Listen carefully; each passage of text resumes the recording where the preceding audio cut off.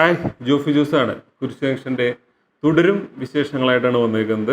ഇന്ന് ഞങ്ങൾ കാണാൻ പോയിട്ട് 10 മണിയുടെ ഷോ ഇവിടെ പട്ടിമറ്റം തിയേറ്ററിൽ കാണാൻ പോയ ഞാനും അമ്മയും നമ്മുടെ ജോസൂട്ടി ഉണ്ടായിരുന്നു. സിനിമ ഇൻ്റർവെല്ല് വരെ അടിപൊളി രസകരമായിട്ടിരുന്ന് കാണാൻ പറ്റിയ സിനിമയായിരുന്നു. ഇപ്പോൾ എല്ലാവരും സോഷ്യൽ മീഡിയയിൽ ഇരുന്ന് കത്തിക്കുന്നുണ്ട്. മോഹൻലാൽ തിയേറ്റർ കത്തിക്കും, മോഹൻലാലിനെ തിരിച്ച് കിട്ടി. മോഹൻലാലിനെ തിരിച്ച് കിട്ടുമെന്നല്ല, മോഹൻലാലിൻ്റെ ആ സംഭവങ്ങളൊക്കെ ഇതിൽ കറക്റ്റ് കണക്റ്റ് ആയിട്ടുണ്ട്. തമാശയായിക്കോട്ടെ, മോഹൻലാലിൻ്റെ കുറേ സംഭവങ്ങൾ നമുക്ക് ഭയങ്കര രസകരമായിട്ട് തോന്നി. ശോഭനയാണ് മോഹൻലാലിൻ്റെ ഭാര്യയായിട്ട് വരുന്നത്, എല്ലാവരും അറിയാവുന്ന കാര്യമാണ്. ഒരു ദൃശ്യം സിനിമയോടൊക്കെ സിമിലർ ആയിട്ടുള്ള കഥ പറയുന്ന ഒരു രീതി, അല്ലെങ്കിൽ ഭാര്യ, 2 പിള്ളേർ, ഒരു റാന്നിയിലെ പത്തനംതിട്ടയിലൊക്കെ കാണിക്കുന്ന ഒരു ഫാമിലി, ഒരു വിൻറ്റേജ് കാറുണ്ട്, വിൻറ്റേജ് കാറിലൂടെ പോകുന്ന കഥയാണ്.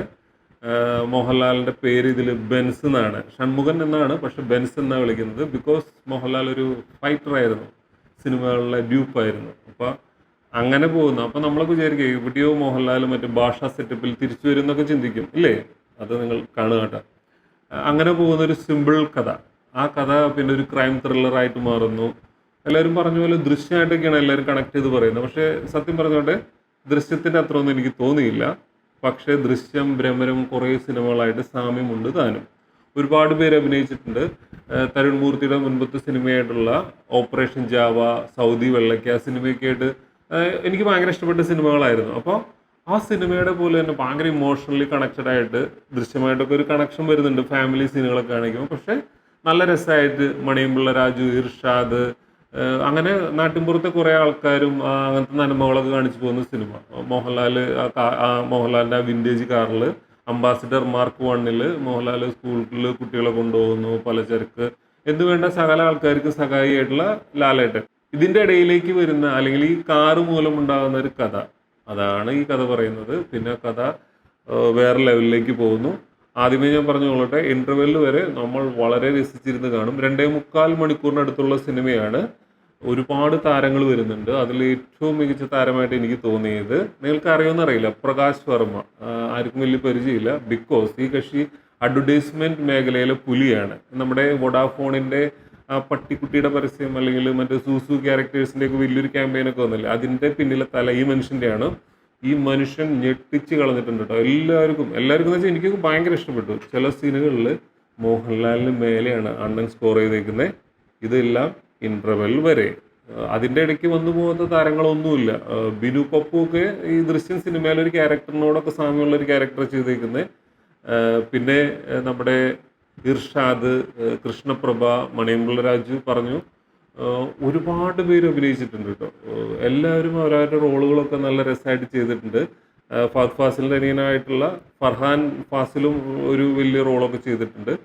ഇതൊക്കെ ഇൻ്റർവെല്ല് വരെ ഭയങ്കര രസമായിട്ട് കണക്ട് ചെയ്ത് നല്ല രസമായിട്ട് പോകുന്നുണ്ട്. തുടക്കത്തൊരു വലിയൊരു ഉരുൾപൊട്ടലൊക്കെ ഭൂകമ്പമല്ല കേട്ടോ, ഉരുൾപൊട്ടലൊക്കെ കാണിക്കുന്നതൊക്കെ നല്ല രസമായിട്ട് അതിൻ്റെ VFXും ഗ്രാഫിക്സും ആർട്ട് വർക്കൊക്കെ വളരെ രസകരമായിട്ട് ചെയ്തിട്ടുണ്ട്.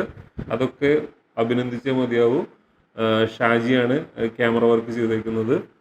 സുനിലും പിന്നെ തരുൺ മൂർത്തിയും കൂടെ ചേർന്നിട്ടാണ് സ്ക്രിപ്റ്റ് ഒരുക്കിയിരിക്കുന്നത്. ഒരു കുറ്റം പറയാനുള്ളത്, സ്ക്രിപ്റ്റ് സെൽഫ് ട്രോളിംഗ് ആണ്. മോഹൻലാലിൻ്റെ താടി, ആർക്കട എൻ്റെ താടിയുടെ ഛേദം, ഞാൻ താടി വയ്ക്കും, അങ്ങനെയൊക്കെ പറയുന്നുണ്ട്. ശോഭനയുടെ കാര്യത്തിലാണെങ്കിൽ മാടമ്പള്ളിയിലെ മനോരോഗി, ഇതൊക്കെ വളരെ രസകരമായിട്ട് ഇതൊക്കെ ചെയ്ത് പോയിട്ടുണ്ട്. കണക്ട് ചെയ്ത് പോയിട്ടുണ്ട്. ജെക്സ് ബിജോയുടെ മ്യൂസിക് ആണെങ്കിൽ നല്ല രസമായിട്ട് ചെയ്തിട്ടുണ്ട്. ബാക്ക്ഗ്രൗണ്ട് സ്കോറിങ് എല്ലാം രസമായിട്ടുണ്ട്. എഡിറ്റിങ് ഷഫീഖും നിഷാദും എനിക്ക് വലിയ പരിചയമില്ല, പക്ഷേ അതൊന്നും കുറ്റം പറയാനില്ല. പിന്നെ പടം ഇങ്ങനെ പോയിട്ടാണ് ഇൻ്റർവെല്ലിൽ അവസാനിക്കുന്നത്. പക്ഷേ ഇൻ്റർവെല്ല് കഴിയുമ്പോൾ പടം പിന്നെ പതുക്കെ താഴേക്ക് വന്നു. നമ്മൾ മികച്ച എന്ന് പറഞ്ഞ സാധനങ്ങളൊക്കെ പിന്നെ താഴേക്ക് പോകും. പക്ഷെ അപ്പോഴും തുടക്കം കാണിച്ച കുറേ കണക്ഷൻസ്, ചെറിയ തിരക്കഥയിൽ ചെറിയ പോയിന്റുകളൊക്കെ അവസാനത്തേക്കൊക്കെ കണക്ട് ചെയ്യുന്നതൊക്കെ നല്ല രസമായിട്ടുണ്ട്. നമ്മുടെ നത്തില്ലേ, നമ്മുടെ ഒതലങ്ങിത്തുരുത്തിലെ നത്തൊക്കെ നല്ല റോള് ചെയ്തിട്ടുണ്ട്. അവൻ്റെ ഉള്ളിൽക്കൂടെയൊക്കെ കഥ പറഞ്ഞു പോയിട്ട് കഥ വേറെ ലെവലിലേക്ക് പോവാണ്. പിന്നെ എന്താ സംഭവിക്കുന്നത് വെച്ചിട്ടുണ്ടെങ്കിൽ, ഫാൻസിന് വേണ്ടിയിട്ടാന്ന് തോന്നുന്നു കുറേ ഫൈറ്റിലേക്ക് വരുന്നു. മോഹൻലാൽ മുണ്ട് മടക്കി കുത്തുന്നു, മുണ്ടഴിക്കുന്നു, മീശ പിരിക്കുന്നുണ്ടോ? ഇല്ല. മോഹൻലാലിൻ്റെ കണ്ണുകൾ അഭിനയിക്കുന്നു, ക്ലോസപ്പ് ഷോട്ട് വരുന്നു. ഇപ്പോൾ എമ്പുരാനായിക്കോട്ടെ, ഭ്രമരമായിക്കോട്ടെ, ദൃശ്യമായിക്കോട്ടെ, നമ്മൾ കണ്ടുമറന്ന കുറേ മോഹൻലാലിൻ്റെ മാനറിസങ്ങൾ പിന്നെ ഇൻ്റർവെല്ലിന് ശേഷം കുത്തിക്കയറ്റുന്നു. ഫാൻസ് കൈയടിക്കുന്നു. മോഹൻലാലിൻ്റെ നിഴല് കാണിക്കുമ്പോൾ പോലും ആൾക്കാർ കൈയടിക്കുന്നു. അപ്പോൾ പടം പതുക്കെ താഴ്ന്നു പോകുന്നു. എന്തൊക്കെയോ വേണമായിരുന്നു, എവിടേക്കോ എന്തൊക്കെയോ മിസ്സായി പോയതായിട്ട് തോന്നുന്നു അവസാനിക്കുമ്പോൾ. ദൃശ്യമായിട്ട് ഭയങ്കര കണക്ഷൻ വരുന്നു. ദൃശ്യത്തിലെ കുറേ സീനുകൾ അതേപോലെ തന്നെ എടുത്ത് അതിൻ്റെ 10 മടങ്ങ് ഇരട്ടിയിൽ ഭയങ്കര വേദനാജനകമായിട്ട് സൃഷ്ടിക്കാൻ നോക്കുന്നു. പക്ഷേ ആ സമയത്തൊന്നും മോഹൻലാലിൻ്റെ ഹീറോയിസത്തിൻ്റെ പൊടി പോലും ഇല്ല. സംഭവം ഇൻ്റർവെല്ലിന് ശേഷം അവരെ കയ്യിൽ നിന്ന് പതുക്കെ പോകുന്നു. പടം പിന്നെ പൊന്തുന്നില്ല. പിന്നെ നമുക്ക് ഊഹിക്കാൻ പറ്റാത്തതെന്നല്ല, ഊഹിക്കാൻ പറ്റുന്ന രീതിയിൽ പടം കൊണ്ടുവന്ന് നിർത്തുന്നു. ക്ലൈമാക്സ് എല്ലാവർക്കും രസിക്കുമോ എന്ന് എനിക്കറിയില്ല. ശോഭനയുടെ റോളൊക്കെ ആണെങ്കിൽ നമുക്ക് ദൃശ്യത്തിൽ അഭിനയിച്ച മീനേനെ ശോഭനയാക്കി വെച്ച പോലെയൊക്കെയാണ് തോന്നുന്നത്. പിന്നെ ലാലേട്ടൻ്റെ വിഗ് താടി ഇതിനൊന്നും ഒരു മാറ്റമില്ല എന്നൊക്കെ പറഞ്ഞ ആൾക്കാർ പുച്ഛിച്ചാലും നമുക്കതൊന്നും ഒരു പ്രശ്നമില്ല. മോഹൻലാൽ ഈ പടത്തിൽ കരയുമ്പോൾ നമ്മളും കരയും. എൻ്റെ അപ്പുറം ഇരുന്നിട്ട് അമ്മ പതുക്കെ കണ്ണൊക്കെ ഒന്ന് തുടയ്ക്കുന്നുണ്ടായിരുന്നു. അങ്ങനെ സെൻറ്റി സീനുകളൊക്കെ നല്ല രസമായിട്ടൊക്കെ ചെയ്തു പോയിട്ടുണ്ട്. പടത്തിൻ്റെ ഗിയർ മറ്റേ ഹനുമാൻ ഗിയർ ഇട്ടിട്ട് പടം മറ്റേ ആക്ഷനിലേക്ക് അല്ലെങ്കിൽ ക്രൈം ത്രില്ലർ സ്വഭാവത്തിലേക്ക് പോകുമ്പോഴാണ് പടത്തിൻ്റെ കണക്ഷനും നമ്മളായിട്ടുള്ള ആ കണക്ഷനൊക്കെ ഗ്രിപ്പൊക്കെ കയ്യിൽ നിന്ന് വിട്ടു പോകുന്നത് ഇൻ്റർവെല്ലിന് ശേഷമായിട്ടാണ് തോന്നിയത്. ഈ റിപ്പീറ്റേഷൻ എന്നുള്ളൊരു സാധനമാണ് ഈ പടത്തിനെ എനിക്ക് തോന്നുന്നു നശിപ്പിച്ചതായിട്ട് എനിക്ക് തോന്നുന്നത്. നിങ്ങൾ കണ്ടിട്ട് പറ, ഞാൻ പറയുന്നത് തന്നെയാണ് നിങ്ങൾക്ക് ഫീൽ ചെയ്തതെന്ന്. പടം ഒരിക്കലും ഞാൻ മോശം എന്ന് പറയുന്നില്ല. ആവറേജിനേക്കാളും മുകളിൽ നിൽക്കുന്ന പടം. ഒരു 10ഒക്കെയാണ് റേറ്റിംഗ് എന്ന് വെച്ചാൽ ഒരു 7.5 റേറ്റിംഗ് ഉള്ള ഒരു പടം. അവസാനിക്കുമ്പോൾ നമുക്ക് ഹാപ്പി ആയിട്ടുള്ള ഒരു എൻഡിങ് ആണോ പടത്തിന് എന്ന് ചോദിച്ചാൽ നമുക്കറിയില്ല. എനിക്കത്ര ഹാപ്പി ആയിട്ട് തോന്നിയില്ല. പക്ഷേ എനിക്ക് ഒന്ന് പറയാം, നമുക്കൊരു നല്ലൊരു നടനെ കിട്ടിയിട്ട് പ്രകാശ് വർമ്മ. നമ്മുടെ അനുരാഗ് കശ്യപ് ഒക്കെ ഇല്ലേ, അതുപോലെ നമുക്കൊരു മലയാളത്തിലെ ഒരു അനുരാഗ് കശ്യപ് എന്നൊക്കെ പറയാൻ പറ്റുന്ന പോലത്തെ ഒരു ആക്ടിങ് ആട്ടോ.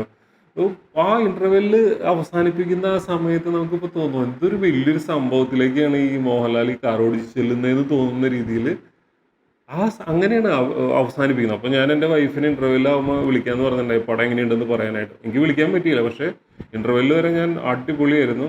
ഞാൻ ഭയങ്കരമായിട്ട് രസിച്ചു. നിങ്ങളുടെ അഭിപ്രായം എന്താ വെച്ചാൽ നിങ്ങൾ പറഞ്ഞോളൂ. എനിക്ക് ഇത്ര പറയാനുള്ളൂ. പടം മോശമാക്കിയിട്ടില്ല. മോഹൻലാൽ ഫാൻസ് പറയുന്ന പോലെ ഇത് മോഹൻലാൽ ഫാൻസൊക്കെ ഇപ്പോൾ തിരിച്ചടിച്ചു തുടങ്ങി. ഞങ്ങൾക്ക് ലൂസിഫർ ഒന്നുമല്ല, ഞങ്ങൾക്ക് ലാലേട്ടനെ തിരിച്ചു കിട്ടി, ഞങ്ങൾക്ക് വേണ്ടത് ഈ ലാലേട്ടനായിരുന്നു എന്നൊക്കെ പറഞ്ഞിട്ട് അത് എത്രത്തോളം ഉണ്ടെന്ന് എനിക്കറിയില്ല. അപ്പോൾ അത്രയേ ഉള്ളൂ. കുരിശ് ജംഗ്ഷന് വേണ്ടിയിട്ട് എനിക്ക് പറയാൻ അത്രയൊക്കെ ഉള്ളൂ. തിയേറ്ററിൽ പോയി കാണേണ്ട പടം തന്നെയാണ്. വയലൻസ് രംഗങ്ങളും കുറച്ച് സംഭവങ്ങളൊക്കെ ഉണ്ട്. നിങ്ങൾ കണ്ടിട്ട് നിങ്ങളുടെ അഭിപ്രായം എന്താണെന്ന് വെച്ചാൽ പറഞ്ഞോളൂ. നിങ്ങൾക്ക് ഇഷ്ടപ്പെടുകയാണെങ്കിൽ നമ്മുടെ ചാനൽ സബ്സ്ക്രൈബ് ചെയ്തോളൂ. കുരിശ് ജംഗ്ഷന് വേണ്ടിയിട്ട് ഇത്രയേ ഉള്ളൂ. പുതിയ വീഡിയോ ആയിട്ട് പിന്നാലെ വരുന്നതായിരിക്കും.